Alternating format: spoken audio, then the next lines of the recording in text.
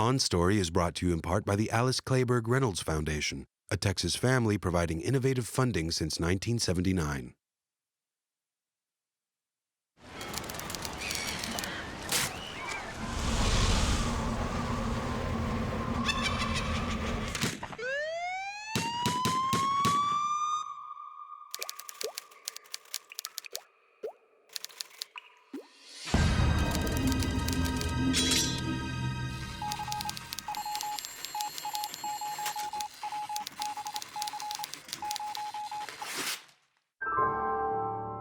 On Story, presented by Austin Film Festival, a look inside the creative process from today's leading writers and filmmakers. This week's On Story, Muppets and Forgetting Sarah Marshall star and writer Jason Segel. I think the difference between TV and movies largely is that when you see a movie, you kind of go into a darkened theater and you observe the movie and the person is much larger than they are in life. But when you're on TV or in somebody's home, you're smaller than you are, depending on the TV size. You're in someone's life when they're making their dinner or doing homework with their kids. And so it's a very familiar thing.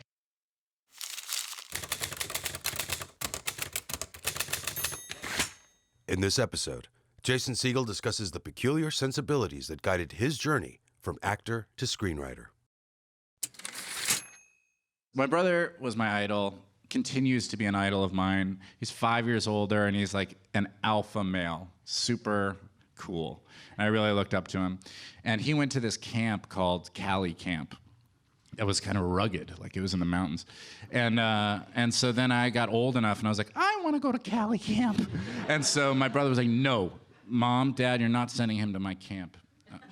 And they forced him to let me go. So I showed up, and it was the first day. There's like this induction, and they said, welcome to all the new campers. Everyone's gathered around.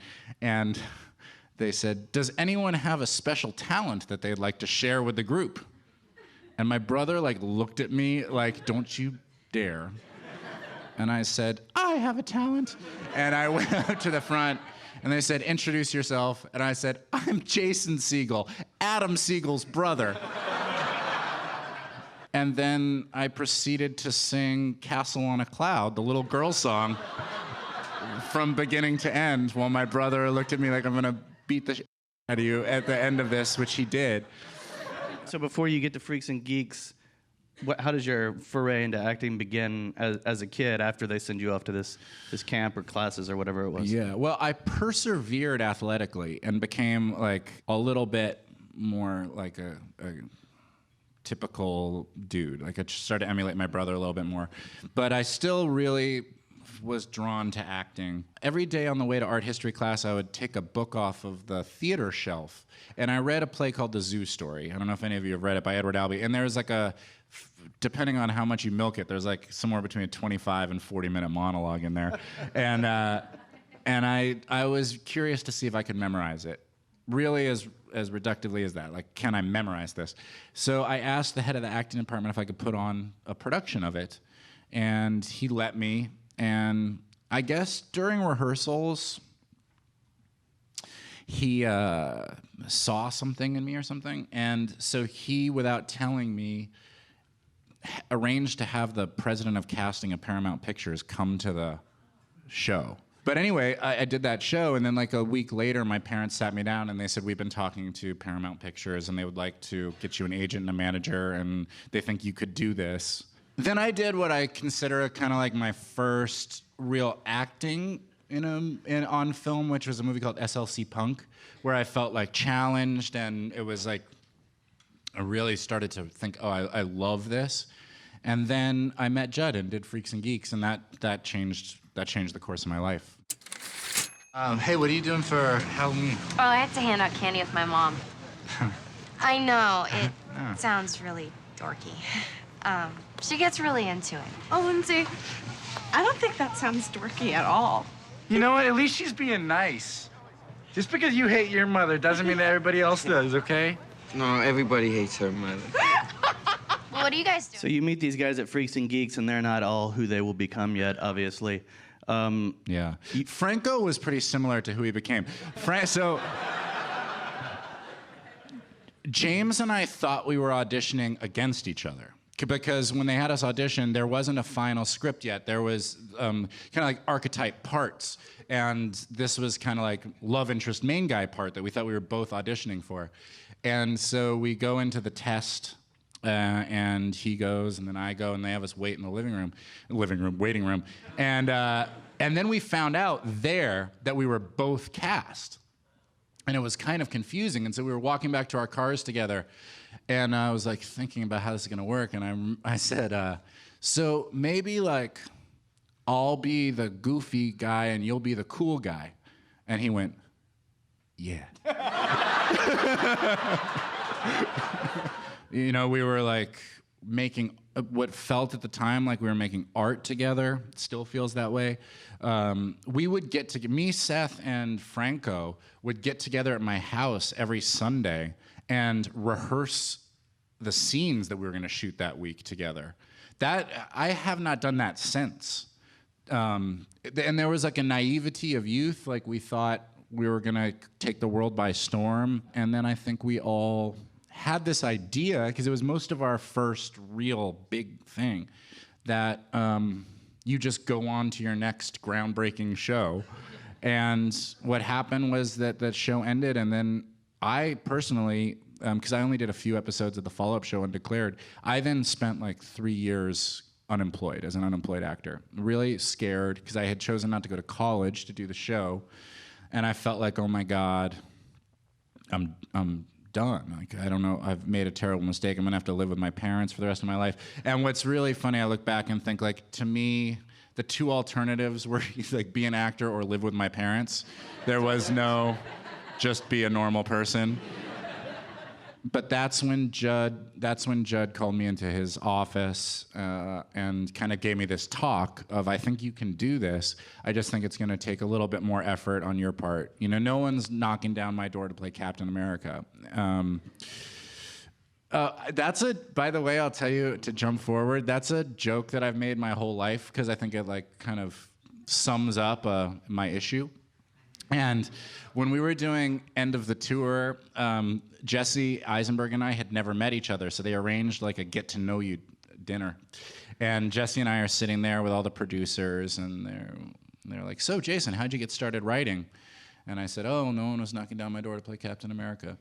It's like designed to get a chuckle.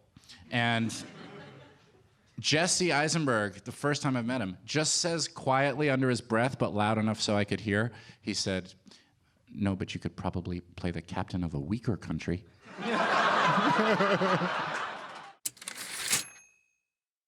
When I wrote Forgetting Sarah Marshall, at the time they felt very vital to me.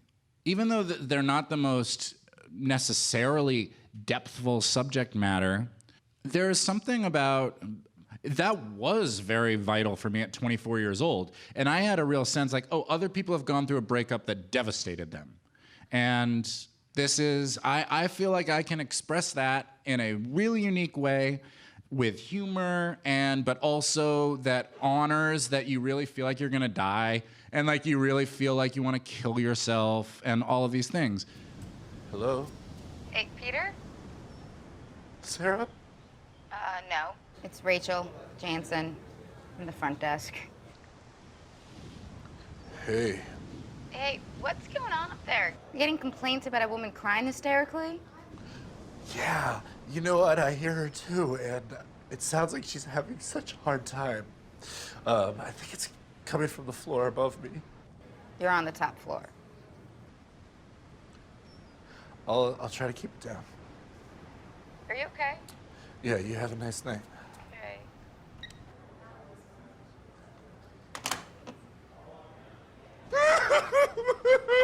When that movie became successful, and I then started to have the task of like being asked the question, what's next?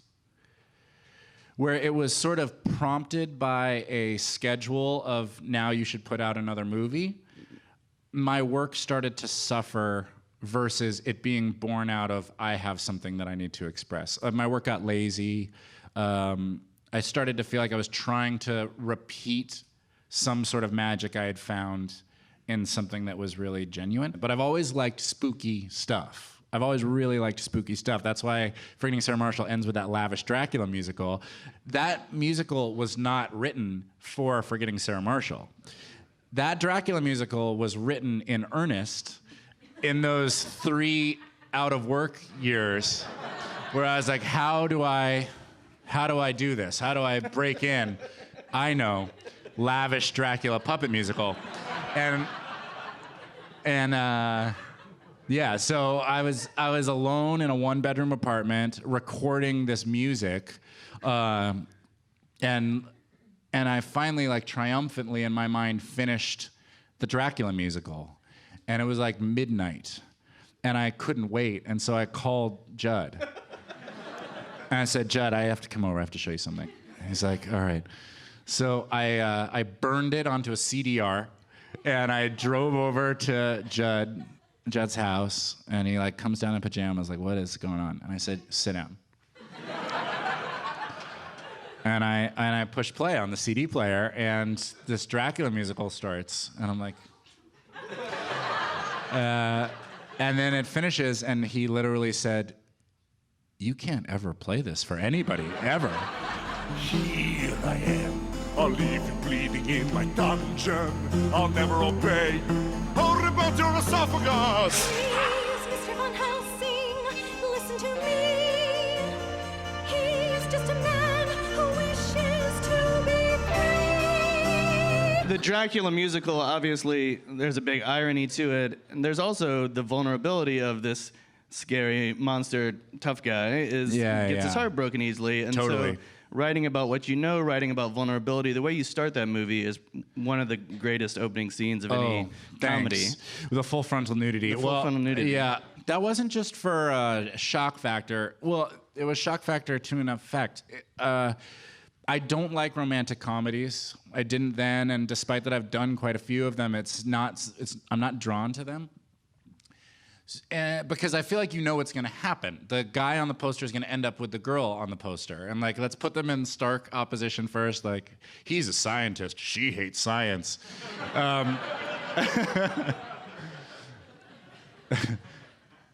And so I thought, like, God, it's so boring to go to those movies. But if I open this, because it hadn't been done then, but if I open this movie with main guy showing his in the first 5 minutes of the movie, you're kind of forced to be like, I don't know what's going to happen in this movie. And that's what I want for anything I ever do. I want you to not know what's going to happen. I'm really learning, like, you shouldn't run from the things that make you unique. There is an impulse to try to kind of, like, look at what is doing well or what people are responding to and, like, do that. But everyone's trying to do that. It's like the Waze app. You have to more recognize what is unique, I think. Own what's unique about you. I can name 15 guys who can do a generic romantic comedy, and I can't think of anybody else who's like, I know how to end this. Lavish Dracula puppet musical. And that getting back to that, because there was a period in my career where I wouldn't have had the to say Dracula puppet musical. And I would much rather be that guy than the guy who's trying to kind of swim with the other fish. Improving and writing are the exact same skill, except when you're writing, you're improving all the characters. That's how sort of it was explained to me. That's for dialogue. Structure is a whole other thing. But, they cross in form also, because then once I started writing and seeing structure, I then became aware when I'm improving, my improv should be to forward this plot. It's not just let's see who can get the biggest laugh at Video Village. That's sort of comedic, it's comedic masturbation. I'm not saying that to be funny, but it's like, let's see who's funniest on set. That's fine, but it's actually not very helpful, and most of that ends up not getting used. So they've sort of cross-informed for me. Like, if I'm going to go off script, it should be for a reason, and it's great if it's funny, but most importantly is that it services the plot. But yeah, when I'm writing, a lot of times I'm just improving. And I am not a very disciplined writer. I have been at times. I used to, like, make sure I sat and wrote for 3 hours a day or something. But now I spend a huge amount of time imagining, like months, imagining the script and imagining what the scenes are and really understanding what the tone I'm going to write is. And then I write very quickly. And then I write the thing that I've been imagining for so long. I think that what I try to do acting-wise generally is offer a surrogate experience, like in the tradition of Kermit the Frog or Tom Hanks or those guys, where you kind of say, for the next hour and a half, I am you. And Jimmy Stewart, you know, like what they're doing is at the, you know, subtly and subconsciously saying, I am you. So this is you for the next, this journey is happening to you. And I try to do that while I'm writing too. I've never been good, I don't think, I haven't really tried. I guess I'm just not that interested in writing about some guy I can't relate to. Primal Fear came out when I was like 17 years old, and I remember very distinctly thinking, I want to do that. I thought what Edward Norton did in that movie was just, it blew my mind. There are occasional performances, same with Badlands, where Martin Sheen, I just thought like, oh man, I want to do that. And then what's helpful for me is like when I did End of the Tour, I didn't know how to do it. If I'm honest, like I didn't know how I was supposed to go about this. I had a hunch that I was capable. I wasn't sure I was capable, but I thought that I was. But I didn't have really a well-honed craft. So I asked myself the question, like, what would Edward Norton do right now? Or what would Daniel Day-Lewis do? And when I say do, I don't mean performance-wise, I mean literally craft-wise, what would they do? And so I did fake it till you make it. I just did those things. Like I got a dialect coach. All the things that I had like heard about or read about, and all of the things I had pushed so far away, like, oh, actor schmachter.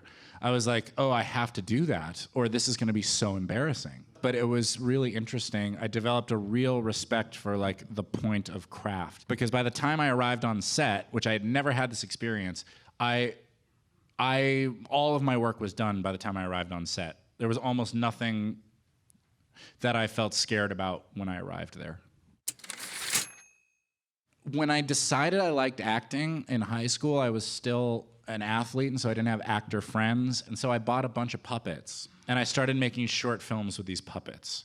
And I just fell in love with puppeteering and the freedom of being like free of my physical body. I could play an old man, I could play a girl, I could play whatever I wanted.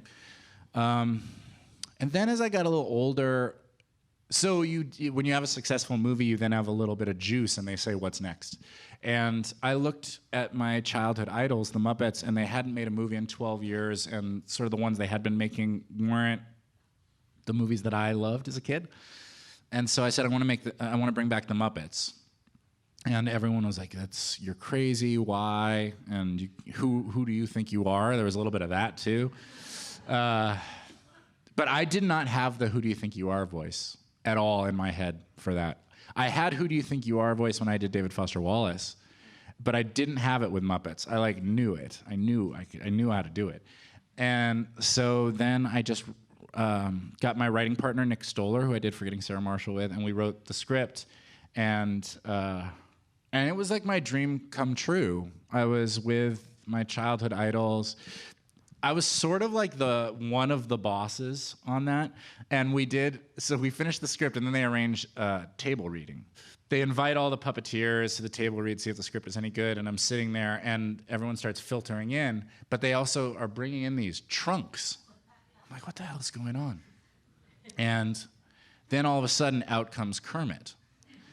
And we start the table read, and you guys have seen the movie, like Kermit doesn't show up until like, 15 minutes in or something. And we're doing the reading, everything's going great, and then Kermit like says hi-ho. And I burst into tears at the table reading. Yeah, it was like, everyone's reaction was awe at first, but then it got away from me, and I cried disproportionate to the occasion. And everyone's reaction is like, there's no way he's going to be able to do this. But that was a really special thing. Basically, Knocked Up happened season 1 of How I Met Your Mother, and Forgetting Sarah Marshall was season 2 of How I Met Your Mother. So on one hand, I had a sitcom that was starting to take off and go, and then on the other hand, I had this sort of parallel career that was taking off on the movie side. And even though they're both comedy, those two worlds didn't really intersect because a sitcom by design is repetitive. Like, you're supposed to be able to check in at any episode. And it also is on at 8 o'clock and needs to appeal to the whole country with their kids watching and all of that stuff. And on the movie side, we were trying to do at the time what we felt like was really subversive, cutting-edge comedy. And I think, if I'm perfectly honest, for me, I had a really hard time reconciling those two things, because I felt like, also you come up, when I came up in like the 90s, it's movies, and I was like, oh man, this is where it's at. And I think I probably felt a little stuck for a little while on How I Met Your Mother, but then something happened when I, with a little bit of distance. It's really interesting. Now, my girlfriend and I take road trips a lot, and we would travel through the country, and a lot of people say Forgetting Sarah Marshall or Knocked Up or Freaks and Geeks.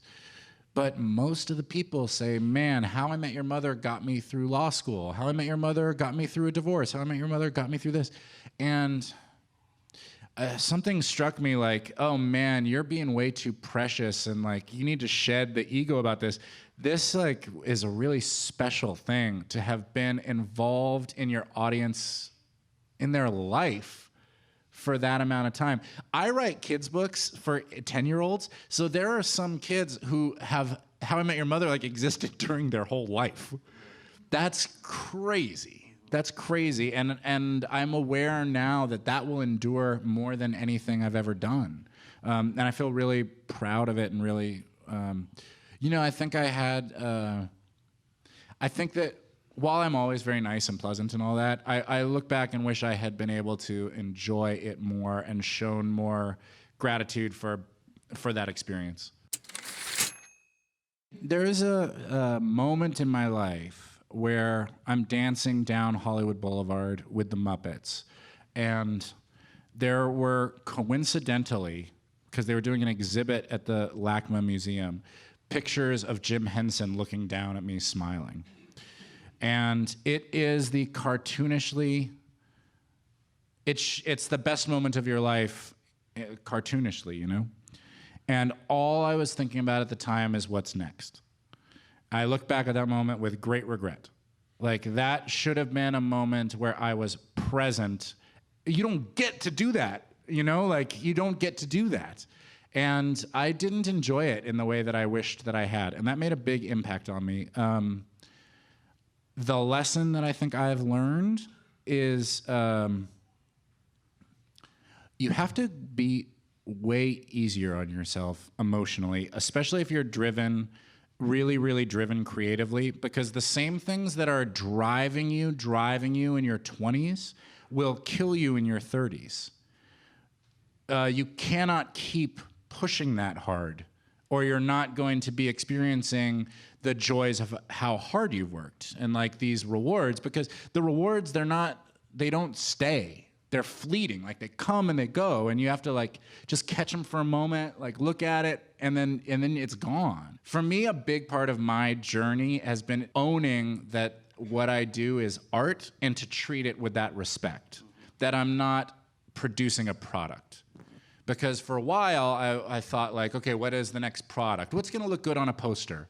What names can I put together and put on a poster that will manufacture some excitement in an audience? And I don't want to do that anymore. You've been watching A Conversation with Jason Segel on Story. On Story is part of a growing number of programs in Austin Film Festival's On Story project, including the On Story PBS series, now streaming online, the On Story radio program and podcast in collaboration with Public Radio International, and the On Story book series available on Amazon. To find out more about On Story and Austin Film Festival, visit onstory.tv or austinfilmfestival.com.